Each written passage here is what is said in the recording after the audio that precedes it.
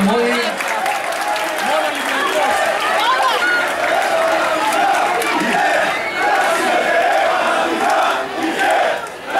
Για να δω λίγο το κύπελο, για να δω λίγο. Μπορώ λίγο να το πάρω στα χέρια μου και μπορώ να το κρατήσω να δω.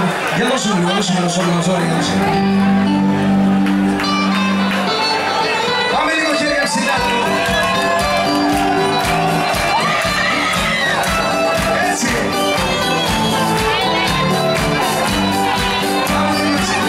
Έχω και ένα Παναθηναϊκό σημείο.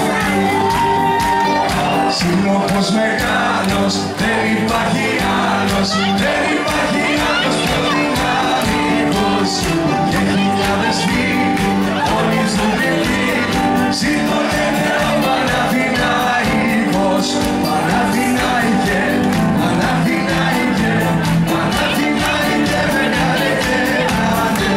Παναθηναϊκέ, Παναθηναϊκέ, πρωτάθλη της Ολλάνδας φορβατό είναι. Συγχαρητήρια, συγχαρητήρια, πολλά συγχαρητήρια. Εδώ στους παίκτες, εδώ παιδιά, εδώ στους ήρωες αυτής της βραδιάς εδώ. Congratulations, congratulations.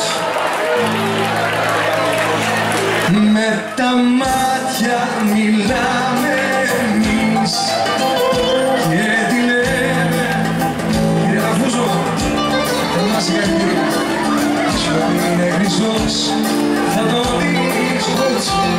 Με τα μάτια μιλάμε εμείς, με τα μάτια μιλάμε εμείς. Και τι λέμε δεν ξέρει κανείς. Η σιωπή είναι χρυσός, θα το